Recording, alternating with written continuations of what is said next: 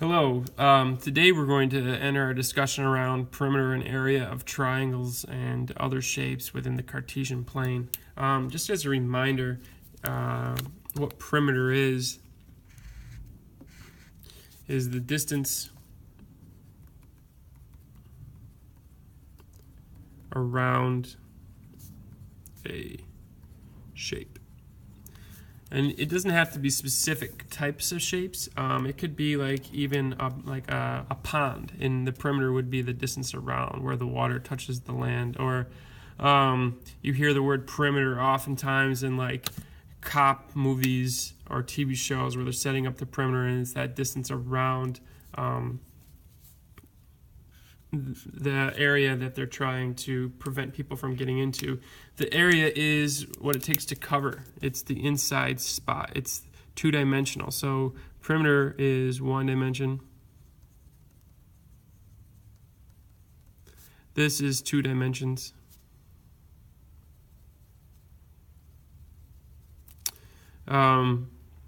It's the ability to cover or like paint. Those are all common things that you'll hear for area. But it's essentially the two-dimensional measurement of the shape. And again, it doesn't have to be a specific shape, but for much of what we do, it is. And so you might want to go back through and remember what the area formulas are. For like area of a square, it's side squared. Area of a rectangle, it's length times width. Area of a circle, it's pi r squared. Area of a parallelogram, it's base times height. Area of a triangle, it's 1/2 base times height, and etc. Some of the vocabulary you're going to hear, obviously area, perimeter, triangle, rectangle, right angle, circle, pi, radius. So if you're not sure what any of those are, you may want to pause the video and go look them up at this moment. All right.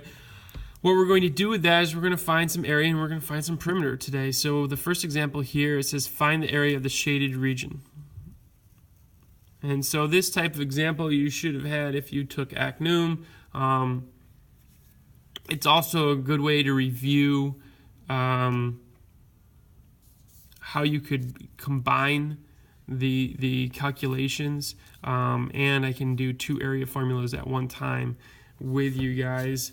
So here we go. Area of a square is side squared. Area of the triangle is 1/2 base times height.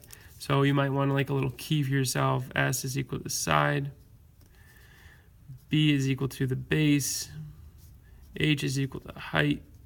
Just to clarify the variables that we're using. And so as I'm looking at this, if I look at the first area, it would be area of the square is equal to side squared, which is a side length of 4. And so this is equal to 16. The area of the triangle is 1/2 base times height. So the base is 2. The height is 2. So this is equal to 2. This asks for the area of the shaded region. And so what you have to do is the area of the shaded would be equal to the area of the square minus the area of the triangle. If you want to put that in like more general terms, it'd be the area of the larger space minus the area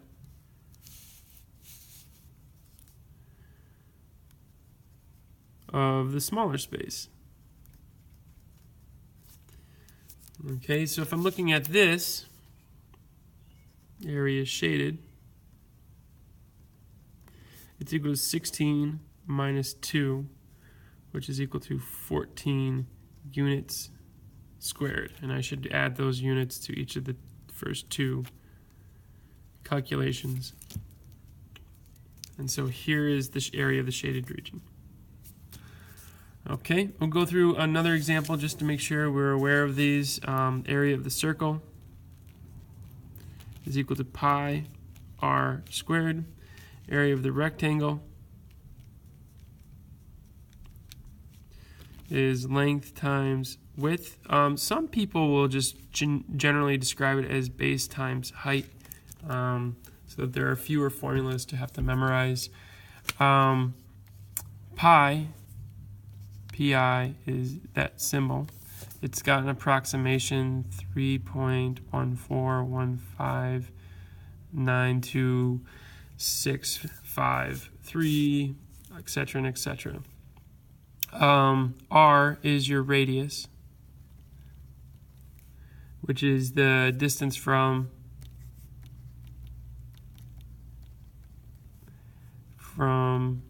center point to circle edge.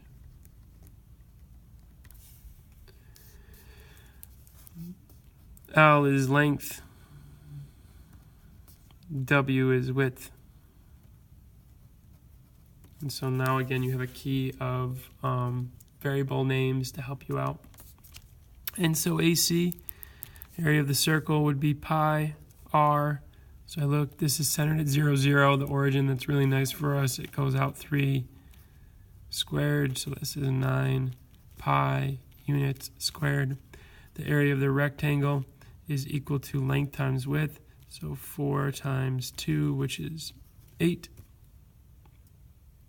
And so the area of the shaded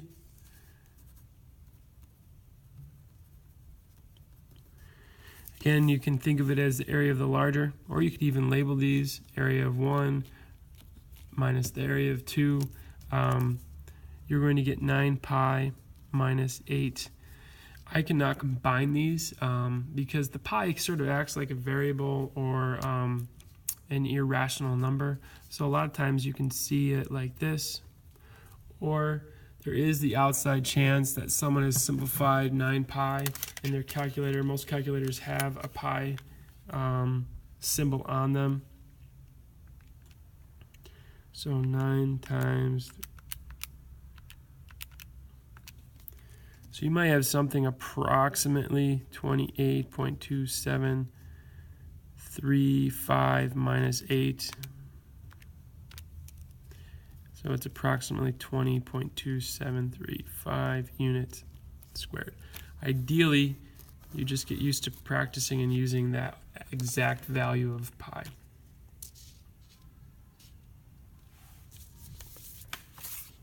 Okay. All right, our next set of examples says, consider a triangular region in the plane with vertices 0, 0, 5, 2, and 3, 4. What is the perimeter of the triangular region? Again,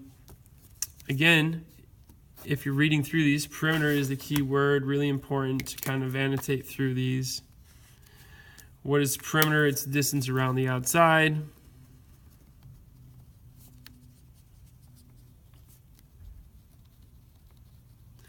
And keyword being distance, because we have a distance formula that will help us.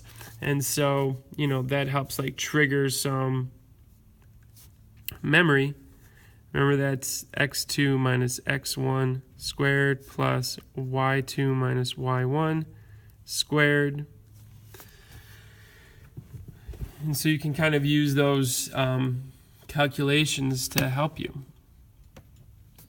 Okay, so consider triangular region, plane. You may want a little sketch. 0, 0, 3, 4, 5, 2. So it looks like this. And then start working with the calculations themselves. I like to label this so I know which one I'm working on. OA, so O, A, and B. So distance of O to A would be 5 minus 0 squared plus 2 minus 0 squared. That's 5 squared plus 2 squared. 25 plus 4 square root of 29. Next, again, I'm showing you how to make sure you're practicing with the distance formula. So distance of, let's just say, O to B is equal to the square root of 3 minus 0 squared plus 4 minus 0 squared, which gives me 3 squared plus 4 squared, 9 plus 16, square root of 25, which is equal to 5. So we actually get a nice rational number. The final one, this one's going to take a little bit extra effort. So it's a and b, so it's 3 minus 5 quantity squared plus 4 minus 2 quantity squared, negative 2 squared plus 4 squared equals 4 plus 16, which is the square root of 20. It is advisable to reduce radicals whenever you can. I know this has a perfect square of 4 in it, so that's 2 square root 5. And so if I'm looking for the perimeter is the distance around the outside, so perimeter equals square root of 29 plus the square root of 5 plus 2 square root 5. Most oftentimes you're going to see the rational number listed first, so 5 plus 2 square root 5 plus square root 29. It doesn't really matter, but that just might be how you see it. And a lot of times they would approximate the area anyway. Okay. All right. You have other instances where you may not actually have to use the distance formula. If I have a grid and everything's working out really nicely, I can just count. Like 1, 2, 3, 4, 5. So that's a distance of 5. This is 1, 2, 3. This is a distance of 3, 5, and 3. Automatically, just based on the numbers, you know that you have a parallelogram. Because it's on the grid and you know the grid is at 90 degrees, you can classify this as a rectangle. If I'm looking at the perimeter of a rectangle, that short formula would be twice the length plus twice the width, which would be 2 times 5 plus 2 times 3. 10 plus 6 is 16. Just a side note, you don't have to know a formula. You could just go around it. So the perimeter would be equal to start one spot, 3 plus 5 plus 3. Sum that up, and you get 16. Again, it's perimeter, so it's units and units. Up here, I should have put units also. All right, so that's the perimeter. Both came out to be units. The area, again, length times width. So area is 5 times 3, which is 15, and units squared. Okay, so those are basic ones. You may encounter that in your problem set or on your test, but most likely you're going to have something that requires the distance formula. So I just want to build awareness. Again, if they're right on the lines, you can count. There's 3, 1, 2, 3, 4, 5, 6, 7, so that's 7. And so if I'm doing area of a triangle is 1/2 base times height. Area of the triangle is 1/2. The base looks like 7, the height equals 3, and so area of the triangle is 21/2 or 10.5 units squared. What makes this a little bit more difficult is the perimeter. And so right here, it looks like a right triangle, and so you could potentially do 3 squared plus 7 squared equals c squared. That's 9 plus 49 equals c squared. That's 58 equals c squared. And so the square root of 58 is equal to c. Okay. Or what you could do is the distance formula. So I'll show that just to build familiarity and make sure that we're understanding how to do that. But a is -2, -1, and c is 5, 2. So if I was to put that in my square root formula, I'd have 5 minus -2. Just be very, very careful with this. That's something that students mess up. They forget that second negative. It's this little part right here. plus 2 minus -1 squared. So here I get 7 squared plus 3 squared, 49 plus 9 gives you square root of 58. And notice you get the same answer regardless. And then they asked me for the perimeter, so I just would add 3 plus 7 plus the square root of 58. And I can't think of any way to simplify the square root of 58. And so equals 10 plus square root of 58 units is going to be my answer. All right. Again, at any moment you think you need to pause your work to catch up, or there was a question that you needed to go look up on Google, go right ahead. The final two examples are definitely the most intense ones that we have here. And they kind of describe a strategy of breaking up objects into smaller spaces, and that's what they mean by decomposition. So decomposing into rectangles and triangles. So if I'm looking at this first one, it almost looks like a house with a roof and then the main body of the house, but I can decompose that into a rectangle and then a triangle. All right, and so if I'm looking at the area of the rectangle would be 1 by 4. So 1 times 4 equals 4 units squared. The area of the triangle is 1/2 base, which looks like 4 times the height, which is 2. And so you get 4 units again. And so the area total is equal to 4 plus 4, which is 8 units squared. So this strategy can become really, really useful as you're looking at oddly shaped shapes. And so this is a basic one that kind of imprints on you the idea, and then you have to extend that understanding yourself. Where it gets a little bit more difficult is the perimeter, in that I have to figure out the distance here. The other ones I can just count 1, 4, 1. And so I look at A to E. A is -1, 2, and E is 1, 4. And so if you want to get that distance, so distance of AE, let's do 1 minus -1 squared plus 4 minus 2, quantity squared, 2 squared plus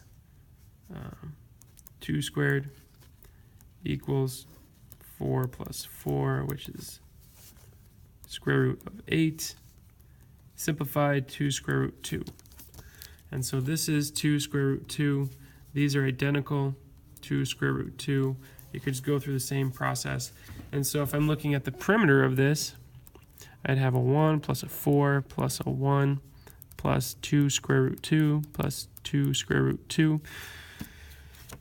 And then you kind of have to remind yourself, how do I combine expressions with radicals? Well, the numbers you just get to add here, so that's 6. And these act like coefficients, so it's just 4 square roots 2. And so that would be units. And so there's your perimeter. All right.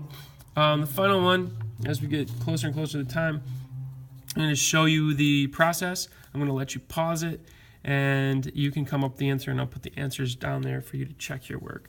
But essentially what I'll do is I'll break this up into a rectangle. There it is, and here. Okay, and so I'm going to end up having the area of the triangle plus the area of the triangle plus the area of the rectangle. Okay, so your total area when you get done with this